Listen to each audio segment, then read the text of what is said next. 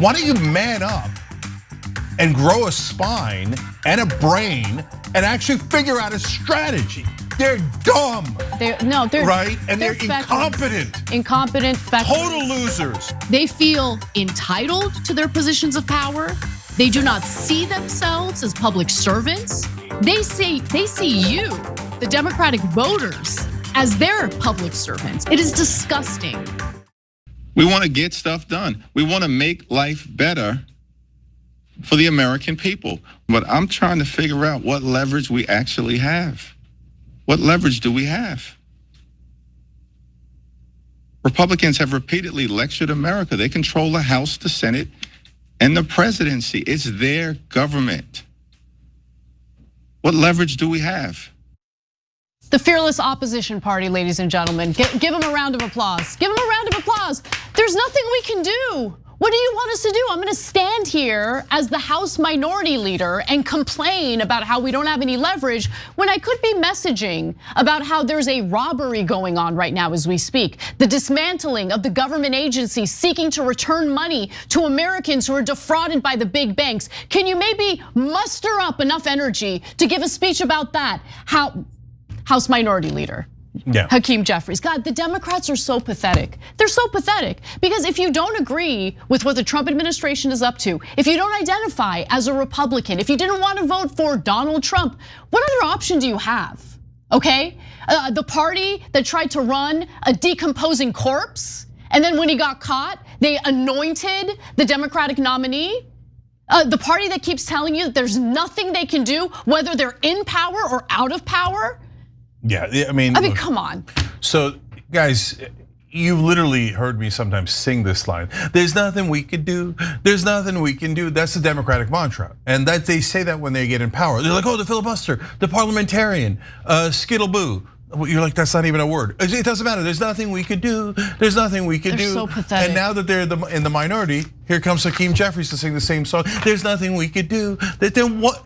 You know what? The American people believed you. You kept telling them that you can't do anything, so they voted you out of power because you can't do anything. Why don't you man up and grow a spine and a brain and actually figure out a strategy? That moron just said, well, and the Republicans have the House and the Senate and the White House, and the Republicans message to the American people. Wait, why don't you message to the American people? You're doing a press conference right there, schmuck. Why don't you get out your message? I didn't think about that. Look, I need you to understand, these Democratic leadership, mainstream media told you your whole life about how they're amazing people. They literally said when we were criticizing Barack Obama from the left, you don't understand, he's doing 4-dimensional chess. He 4-dimensional chess to no change at all other than Obamacare, okay? He 4D chess all the way to a giant bank bailout that made the Democratic Party deeply unpopular and lost 1,000 seats. And here comes Hakeem Jeffries to go, there's nothing I can do. They're dumb. They're right, and they're incompetent. Incompetent, feckless. Total losers. Yep, 100%. This is it. This is the opposition party. So look, his explanation for why Democrats can't deliver for Americans right now is that Republicans just never let them get anything done. Right? That's the role of your opposition party, Hakeem Jeffries. But isn't it amazing that when Republicans want something, they usually find a way to get what they want? Anyway, he doubled down later in the same press conference. Let's hear what the House minority leader has to say. We've made clear from the beginning, there's a season to govern and a season to campaign. We are in the governing season. And so we're ready to work together on any issue. But I'm also confused about the leverage that we allegedly have in the face of such an overwhelming mandate that was given to Republicans by the American people, according to them.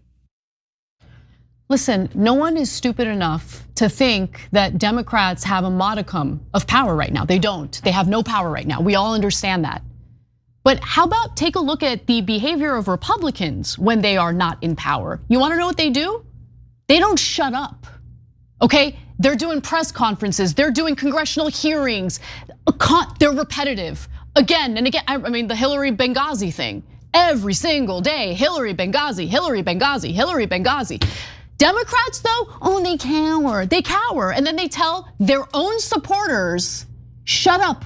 There's nothing we can do because we don't have enough power. And then what they'll say is, we need to have control of Congress. And then everyone will get out the vote, they'll organize, they'll canvass, they'll fight real hard to ensure Democrats have the majority in Congress in both the lower chamber, Senate, and guess what they do with that power? Nothing. That's what Biden had. And then it was excuse after excuse after excuse for why they can't get their own agenda accomplished, even when they had control of the executive branch and they had control of Congress. But don't worry, don't fret, because there's another Democratic leader who's gonna fight for us, and she's gonna explain how in this next clip. My whole passion about being in politics is for the children. So what is it that we're doing for the children? I think that it would have been important for the children to not have Donald Trump be president of the United States. And that is, I would take every step necessary to make sure that didn't happen, but it did. And now we have to deal with it. And in about 6 or 7 months, you're going to see such a change. By the time we start our campaigns in this fall, for next fall, you're going to see a very different picture about the Democrats vis-a-vis Donald Trump. Retire. She's sitting there and talking about, like, don't worry, in 6 months, we might start fighting back. Like, and I want to explain why she says 6 to 7 months. First, let me go through all this, and we're going to be constructive. I'm going to tell you what they actually should do, okay? Because I think we're the only show that ever does that, right? So first of all, on Hakeem Jeffries, he says, well, there's nothing we do in the minority. But wait a minute, when you were in the majority and Biden had the House, the Senate, and the White House, you also said there was nothing you could do. Why? Because the GOP was blocking all your bills, even though they were in the minority because of the filibuster. So why don't you do the same thing? And then there would be something you could do. Why don't you just do exactly what the Republicans did to you that you complained about when Biden was in charge? Did that not occur to you? Because when you were in charge, you couldn't stop talking about the filibuster and the parliamentarian. Now, all of a sudden, you can't find the parliamentarian. What's a filibuster? I mean, at a bare minimum, can't you do that? For him to pretend that he has no leverage at all, it's unbelievable. Now, Nancy Pelosi, I mean, look at how pathetic this is. You know, the thing that I care about is the children. What is this? What is this? I mean, this is elementary level politics. Yep. Children, how? In what context? What are you talking about? And what is the most important thing for the children, according to her? That Donald Trump not win. In other words, that the Democrats win. Yeah, I was talking to a kid the other day. He's like, man, if more Democrats won, I'd be so happy. Okay, I mean, this is just like such infantile way of trying to manipulate people. If you care about your kids, you vote Democrat. So why does 6 to 7 months from now? Because as she said, that's when our campaign's gonna start. They're not gonna fight back when you're in trouble. They're not fighting back right now when the Trump team is saying we're not listening to the courts. That's the giant, unbelievable constitutional crisis, right? No, they're gonna wait until their self-interest is affected. 6 to 7 months from now, when their campaigns start. And look at the speed. Biden gets in, Trump, boom, boom, boom, boom, boom, boom, doing 1,000 actions. Steve Bannon is laughing his ass off today, talking about, yeah, we flooded the zone. And we're stunned at how little the Democrats did in return. It looks like they had 3 months to prepare and didn't prepare a single thing. He's rubbing our face in it, and he's right about it. He's right, he's totally right. And so, I mean, God, they're so pathetic, they can't plan anything. No, they have something up their sleeve though. Let's be fair, let's be fair to the Democrats because they do have something up their sleeve. I wrote about this over the weekend. They're relying on a super PAC that's funded by the good billionaires. Don't worry, it's not the bad billionaires, according to Democrats, the good billionaires, who are going to help them connect with the working class. So the New York Times wrote about this as well. They write that the Win Them Back Fund will begin by spending extensively on research before eventually mounting advertising campaigns in key districts, as well as potentially investing in influencers to spread the party's message to less engaged voters. So how is this different from their campaign strategy, which failed miserably? And why do you need to do extensive research that's funded by billionaires to understand working class voters and how to appeal to them. And I mean, come on, guys. Think about how hilarious that is. We're gonna ask the billionaires how much we can help the middle class, and they'll come up with a genius strategy. Now, I know that the billionaires are funding the pollsters, the consultants, etc. But do you see what they're doing? They have no actual ideology. They're going to do focus groups to figure out what would resonate. Now, to actually do those things, if the focus group comes back and says, yeah, do $15 minimum wage like we told you, do paid family leave like we told you 100 times, right? Are they going to actually do those things? No, the focus group and the study funded by the billionaires is so they can tell you what they're gonna pretend to do, and then when they get into office, they'll say there was nothing we could do, okay? So that's why we need a strong Democratic Party so desperately right now. And they're still doing the same game. No, it's the same game. The Democrats, the issue with the Democrats in this last election cycle wasn't the lack of money, and it wasn't the lack of advertising either. In fact, I mean, you just look at this. This is a graph put together by the New York Times. It shows the difference between Kamala Harris's fundraising versus Donald Trump's fundraising. Believe it or not, Kamala Harris raised a lot more money than Donald Trump did, okay? That could have paid for a lot of focus groups to figure out what the hell to run on. That's what we need, more focus groups. That'll save America. Okay, so, but let's take a look at the super PAC that is going to help the Democrats understand the working class a little bit better. So the super PAC's name is every time. House Majority PAC is the name of the super PAC. They're the ones who are putting $50 million aside in order to do this whole win them back fund. And win them back means win back the working class. Who funds this super PAC? Let's take a look at the list of people.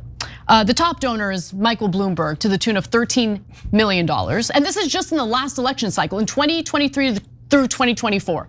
If anyone knows how to win back the middle class, it's Michael frickin' Bloomberg. Yeah, there's more. Tom Steyer donated $2 million to it. Real estate developer John Fish. So I looked through all the documents to see he donated multiple times and it all amounted to $2.27 million. He's known for fighting against progressive tax policies in his state, Massachusetts, I believe.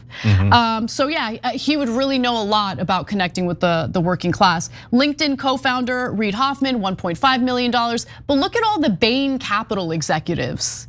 Bain Capital, private equity firm, really concerned about appealing to the working class. Do you think that that group might come up with a policy that says, hey, you know what? It turns out private equity buying up all the residential homes is super unpopular. If you fight back against that, the American people will love it.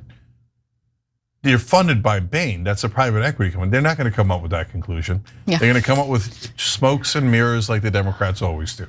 And I'm gonna end on this. So one of the people who kind of participated in this meeting that Hakeem Jeffries had with 150 Silicon Valley-based donors in California to mend fences was the gentleman I'm about to read a comment from or a message from. So he says that the singular focus of that meeting was how do we ensure Silicon Valley remains with Democrats, because right now Silicon Valley is feeling very purple. Because that's the main concern of the Democratic Party. It's not really about appealing to working class voters, it's about ensuring that they don't lose their precious, precious Silicon Valley donors, some of whom have already defected and support Trump. Alex Hoffman, a Democratic donor advisor who works with donors across the country, made this incredible statement. There is a significant fear that these tech folks who have been with us for a long time will say, F it, we're going with the other guys.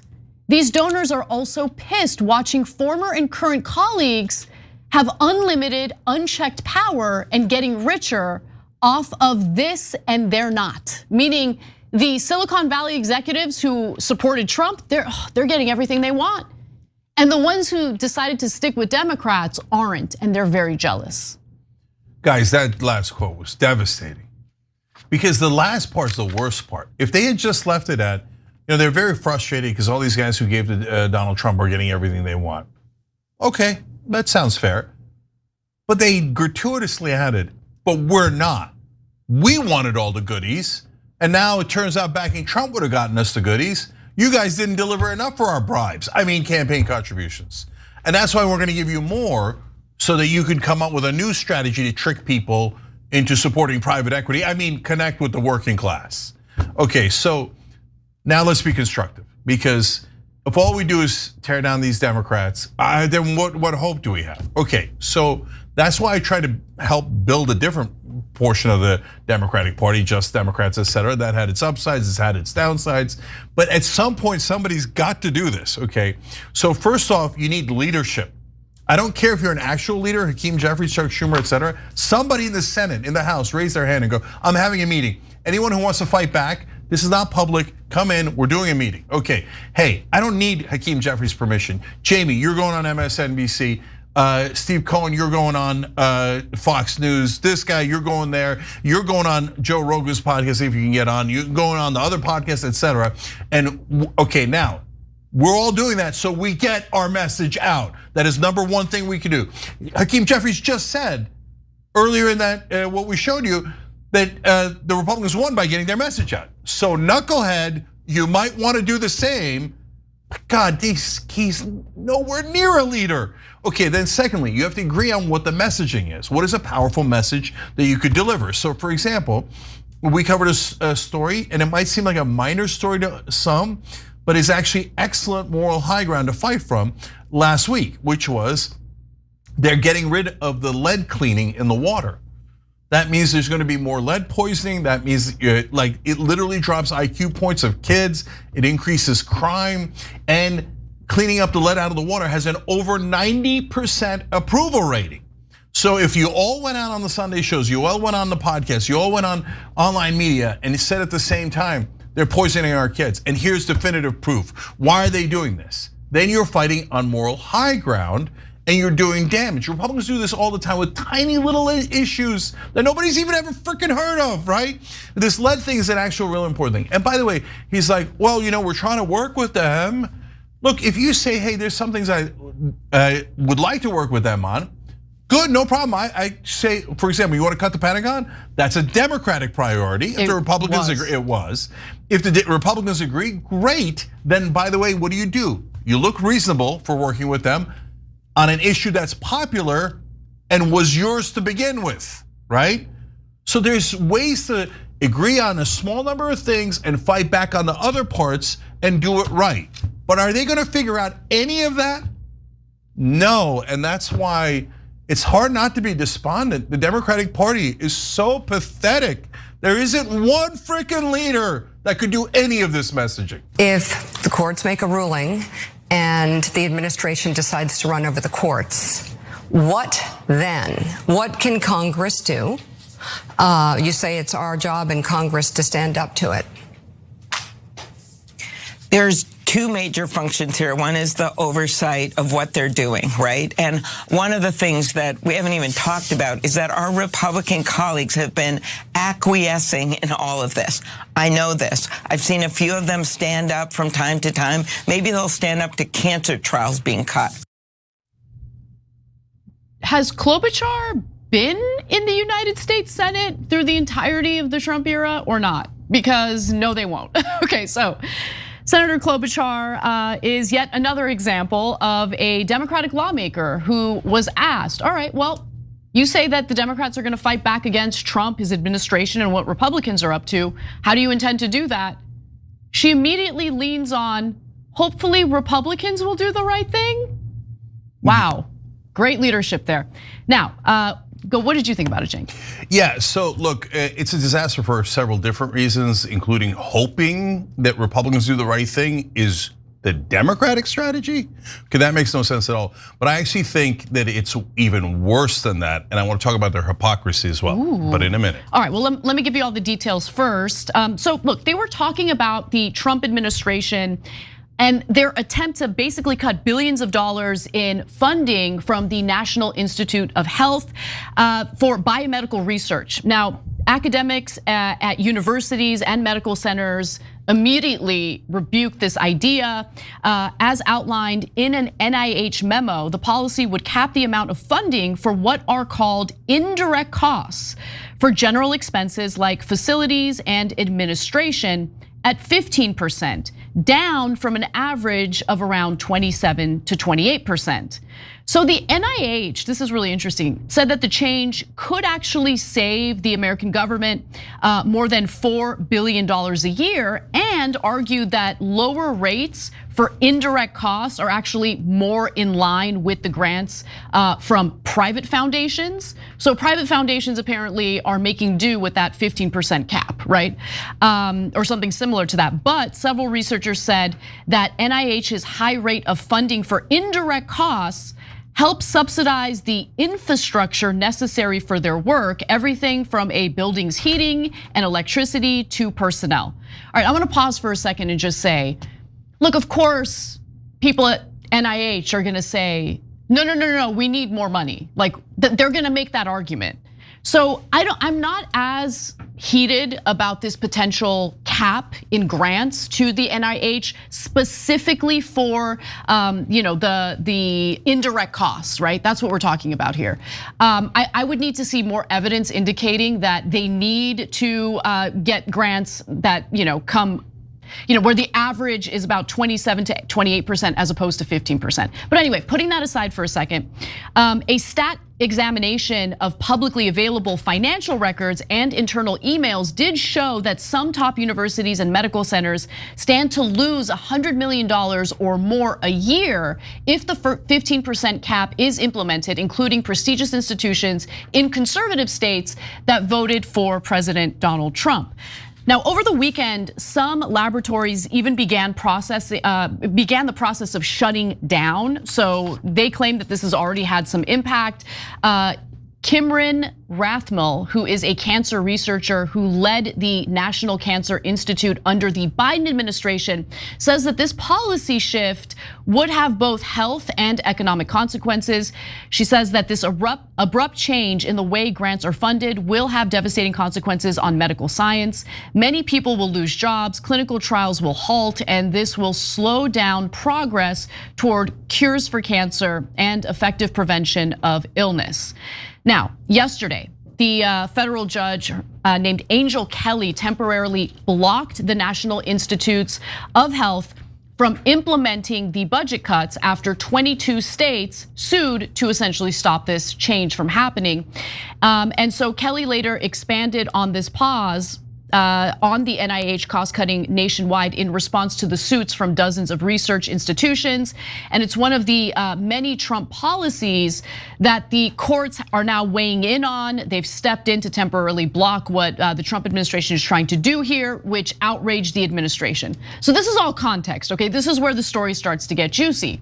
As we shared with you yesterday, Vice President JD Vance took to X to essentially indicate or hint at the notion that the Trump administration might not follow through on orders coming from federal judges.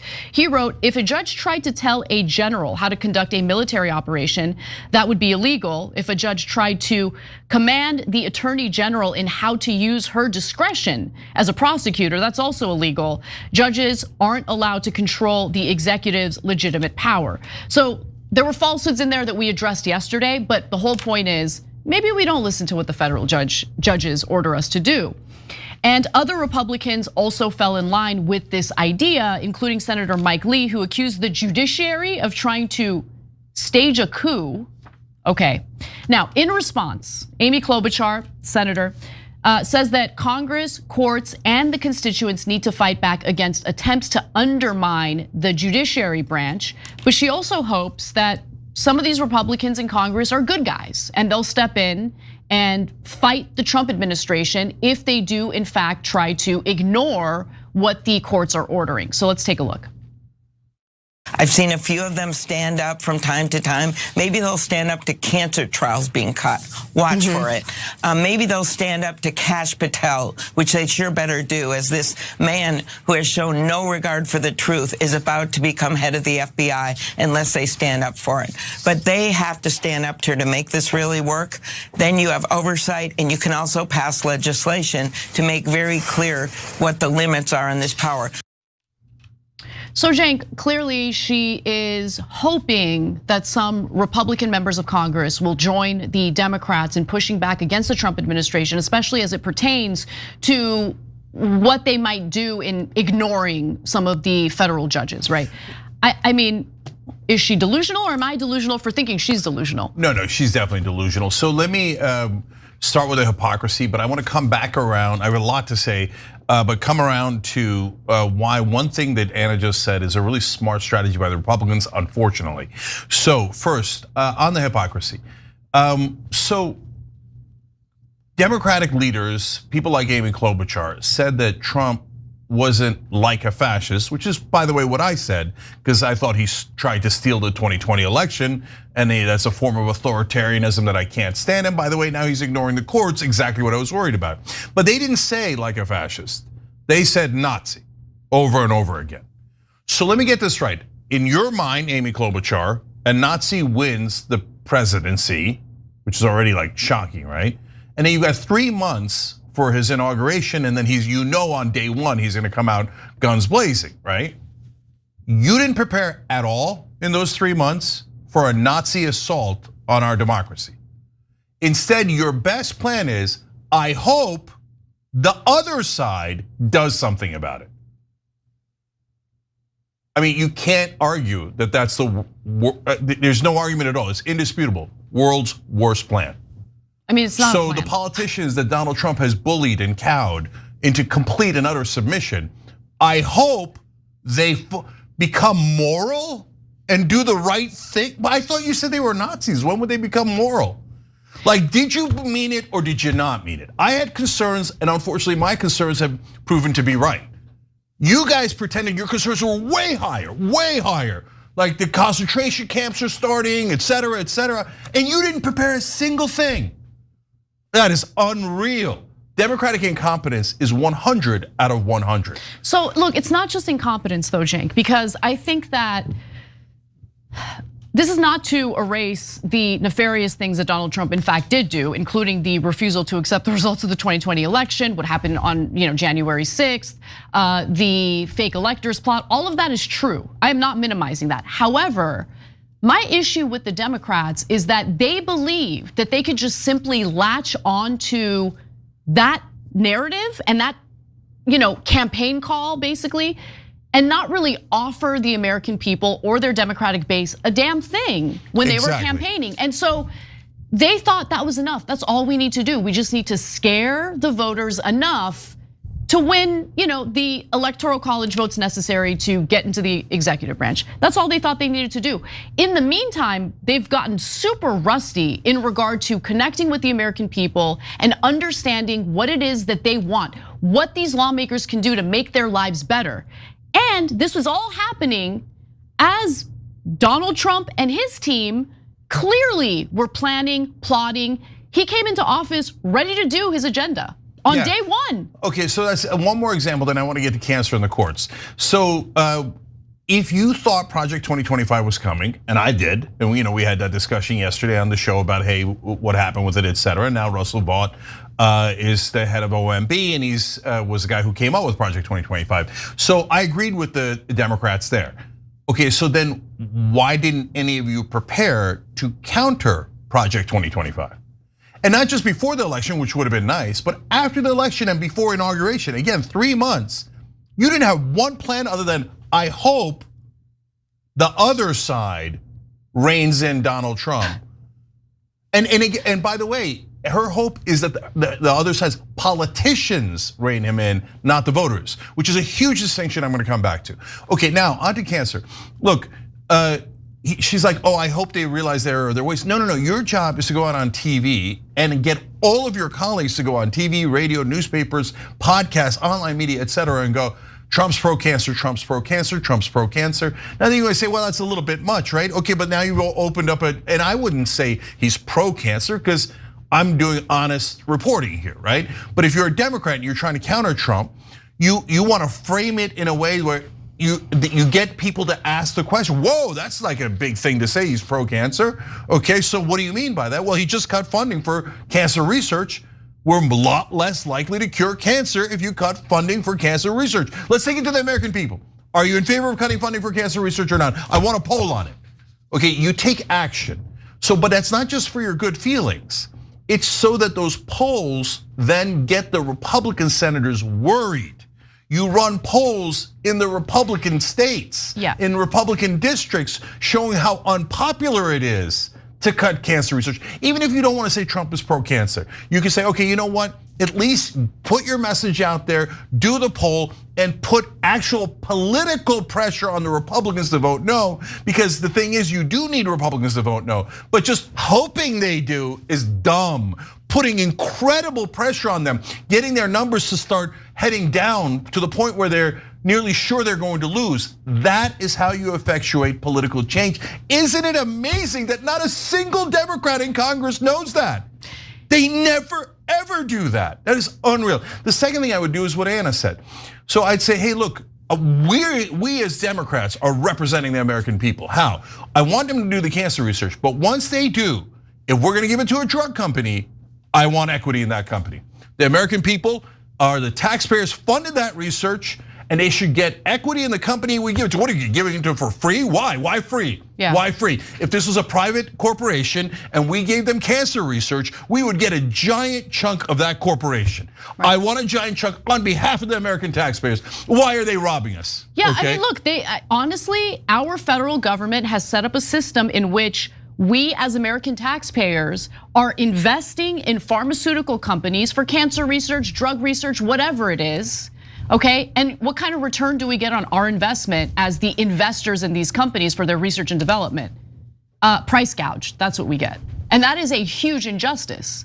And so would any Democrat or Republican come out and say this is a broken system and we need to change it? We need equity in these companies if we're gonna be having American taxpayers invest in these companies like this? No, they wouldn't do it. I mean, we have the donor class. The donor class is not gonna take kindly to that.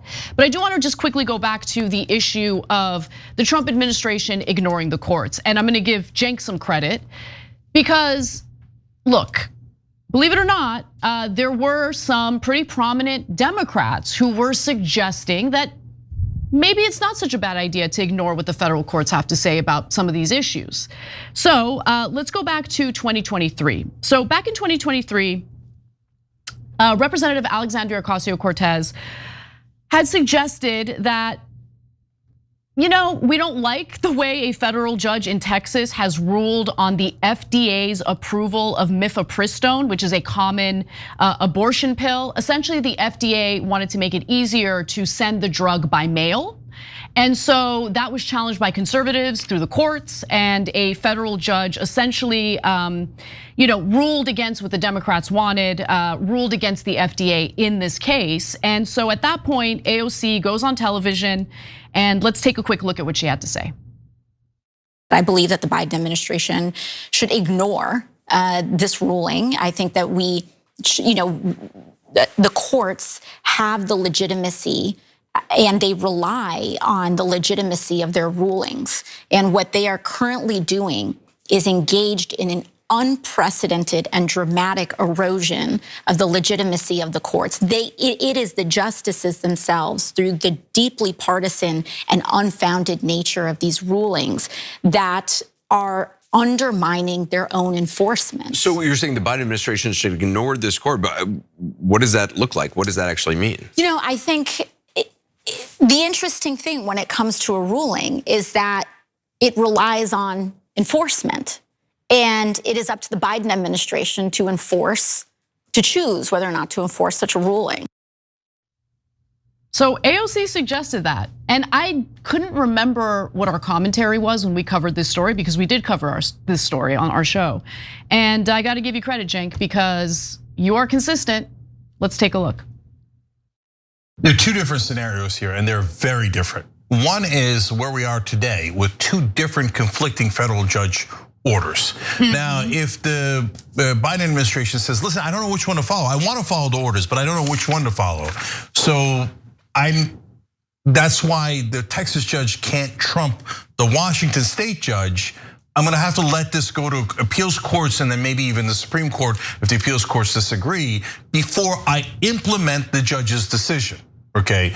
So I think that is very understandable, and there's a really good argument to be made there. When it gets to the Supreme Court, if the Supreme Court says, no, that's it, you can't sell this drug anymore. And it makes no sense, but a lot of things the Supreme Court says makes no sense. Overturning a Supreme Court, not listening to a Supreme Court decision is very dangerous. So the Supreme Court is horrific. I can't stand the Supreme Court. But if we have a Democratic administration not listen to a Supreme Court decision, man, that's gonna open the floodgates. The Republicans aren't gonna listen to any court decision that they don't agree with. They're gonna do it instantly, and they're gonna do it 200 times more than the Democrats are. So I would be super worried about that precedent. So Cenk had very similar commentary in regard to the Trump administration not following through on what a federal judge had ordered in regard to federal grants. They had frozen federal grants. A federal judge said, you can't do that. He blocked that executive order.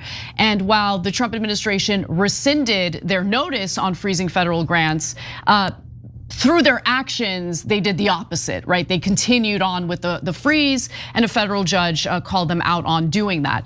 And so you had the same, treatment toward the Trump administration as you did toward the notion that Democrats not follow through on what the Supreme Court orders. And I commend you on that because you're right. I mean, look, at the end of the day, a constitutional crisis is not in anyone's interest. Yeah. Anyone's interest. Look, it's important to have principles because if you don't, you're unmoored. And then if we're all unmoored and there are no rules and laws and constitution, et cetera, then we're in dark times, and that's not the America we know and love. And it doesn't matter if a Democrat does it or a Republican does it. Now, look, last couple of things here. In terms of how to deal with the other side. So Klobuchar's idea is let's all pray and hope that Republicans do the right thing on their own without any push or anything like that. It's an absurd, it's an unbelievable plan. That's not a plan. That's literally saying I want to do nothing, right?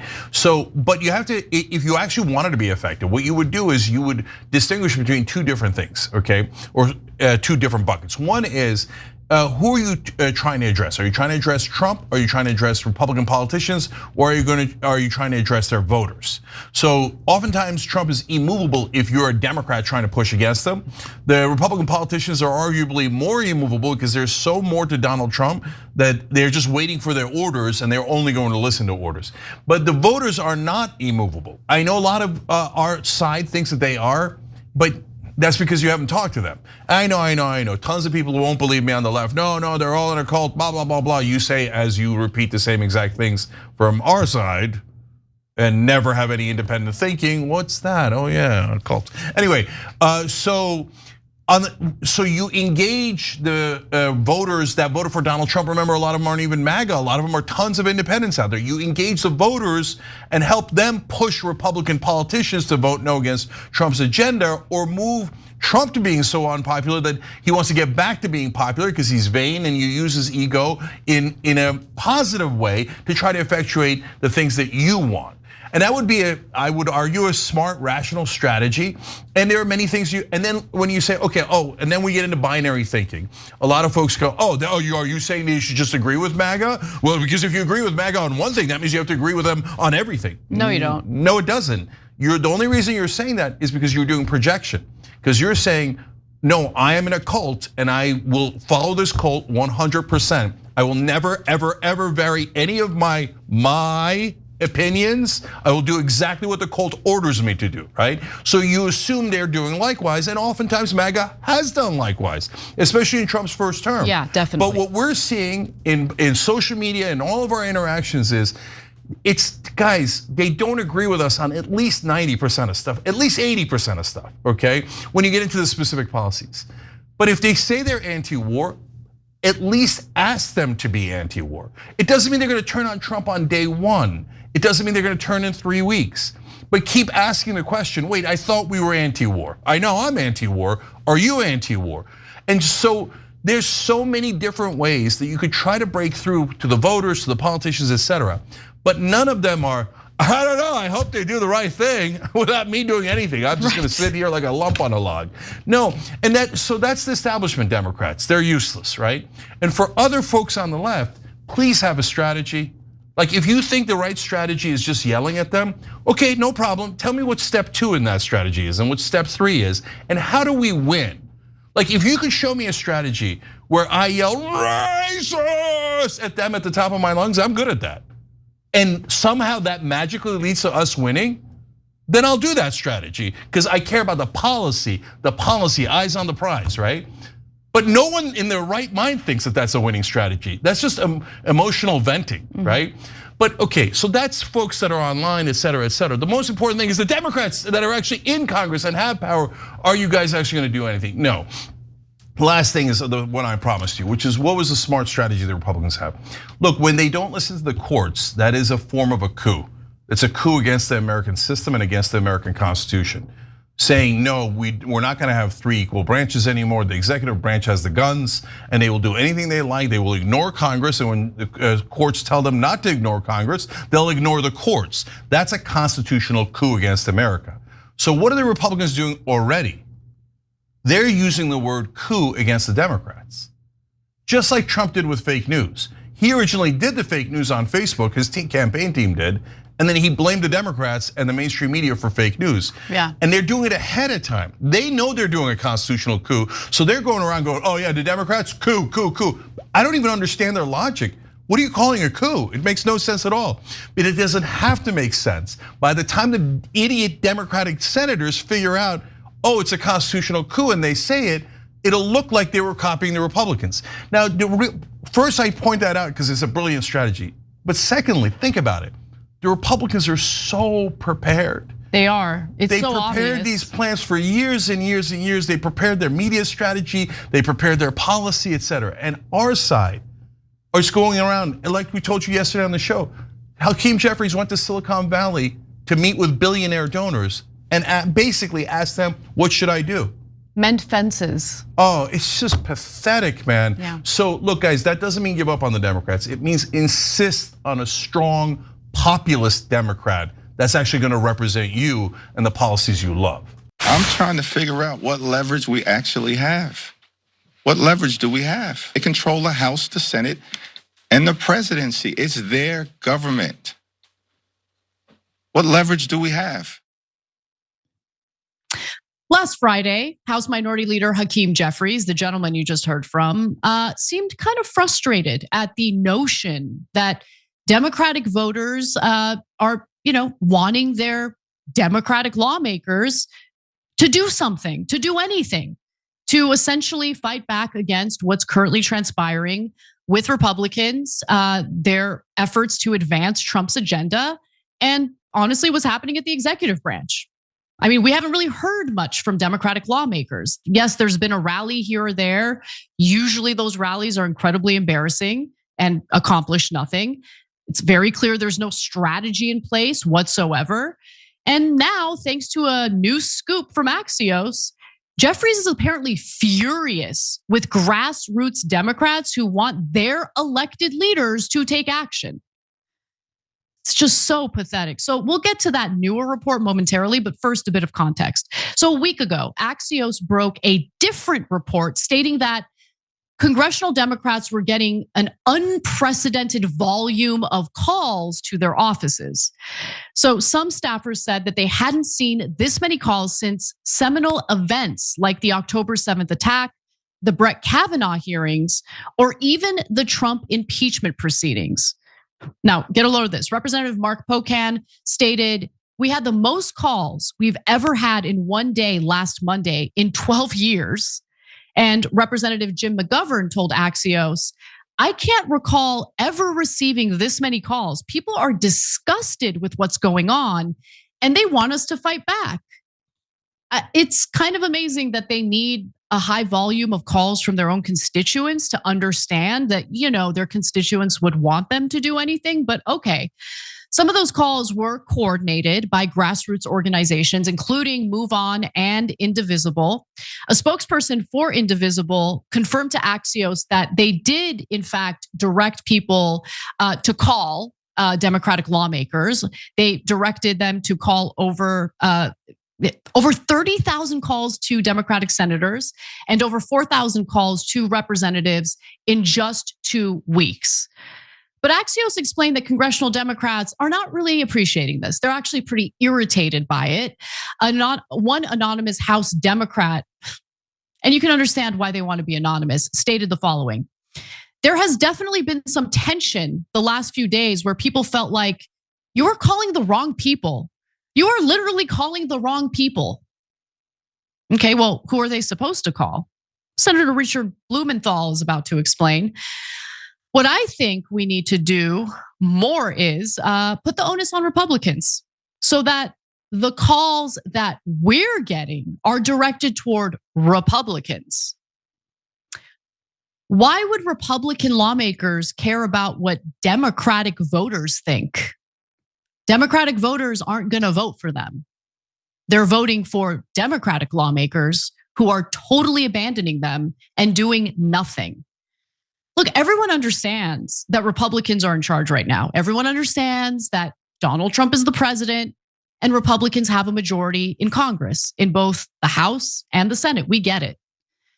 But there is a clear distinction between Democrats and Republicans when the shoe is on the other foot and Republicans don't have the majority in the House or Senate, and when a Democrat is in the executive branch.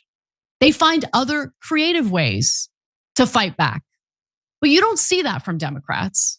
That's the thing that really stands out here. And look, if they're not going to have a strategy, the least they can do is shut the F up about how irritated they are that their constituents want them to do something, but they can't help themselves. This is the thing about the Democratic Party. They loathe their base. It was clear to me all the way back in 2016 with the way Hillary Clinton and all her cronies talked about Democratic voters, and it's even clearer to me now. They feel entitled to their positions of power. They do not see themselves as public servants. They see you, the Democratic voters, as their public servants. It is disgusting. And time again, in every election cycle, dating back to 2016, all we get from Democrats is, do you really have a choice? You don't vote for us. Look at the other guy. Dangerous, dangerous. Okay, at some point, voters are going to get sick of that, and they're either not going to show up to vote, or they might actually cast a ballot for the other guy. There's more. So let's talk about the latest reporting from Axios. Recently, Axios reported on a closed-door meeting that House Democrats had this week, where they were essentially engaging in this like gripe fest directed at liberal grassroots organizations. Hakeem Jeffries, of course, was part of that complaint-a-thon. An anonymous senior House Democrat said Jeffries himself is very frustrated at the groups. Resign. Step down. You are not fit to be a leader of any party. I mean, much less the PTA. Like, resign. What are you doing? You're frustrated that as the House minority leader, Democratic voters are expecting you to fight back against the Republicans' agenda? Okay. A spokesperson for Jeffries, though, says that characterization was incorrect and stated that the House minority leader had actually spoken to stakeholder groups like Move On and Indivisible as recently as Monday. And the co-founder of Indivisible did tell Axios the following: our supporters are asking Democrats to demand specific red lines are met before they offer their vote to House Republicans on the budget, when Republicans inevitably fail to pass the bill on their own. And look, there is truth to that. So right now, there is some significant infighting in the Republican House caucus, because remember, you have the far-right group, the House Freedom Caucus. I mean, they just want to like burn everything down. And they're threatening to vote no on the budget if they don't get everything they want. Well, then you have the more moderate Republicans who serve in swing districts, and they don't want to go that far. So there is a possibility that with the slim majority Republicans have, Democrats could have some leverage. Let's hear about that. Let's see what the strategy is. But so far, nothing. I think what Indivisible is asking for totally makes sense. But again, congressional Democrats are insisting that their constituents should go bother Republicans instead, because Republicans really care about what Democratic voters have to say. Representative Don Beyer said the following: it's been a constant theme of us saying, please call the Republicans. So if you're wondering whether Democrats like Jeffries are doing anything at all, Jeffries has vowed to use a March 14th federal funding deadline as leverage to try to choke off any efforts to defund programs like Medicaid. And to be clear, based on what House Republicans are considering for the budget, Medicaid certainly is on the chopping block. Also, this broke on Monday. House Democratic leader Hakeem Jeffries announces Rapid Response Task Force, co-chaired by 81-year-old Congresswoman Rosa DeLauro, Congressman Jerry Connolly, 74, and Jamie Raskin, 62. I'm going to withhold my snarky comments about that and just wait to see if this task force actually does accomplish something, if anything at all. Meanwhile, Senate Democrats like Chuck Schumer and Andy Kim are bluffing a government shutdown to stop the efforts of Elon Musk and Doge. In complete fairness, the Senate Democrats did manage to do one thing, which was to stall Kash Patel's nomination or confirmation for 1 week. But so far, that has been it. They need to stop insulting voters. They need to take a good hard look at themselves and the way they come across to the American people. Just a little bit of self-reflection. Because they are not entitled to anyone's vote. They're not entitled to anyone's support. They signed up to be public servants, and it's about time they acted like it. Hey, thanks for watching that video. We really appreciate it, guys. And we appreciate it if you become members, because that allows us to be independent, honest, progressive, all the things that you don't get from corporate media. And all of that is because of you guys. Hit the join button below and become one of us. Become a Young Turk.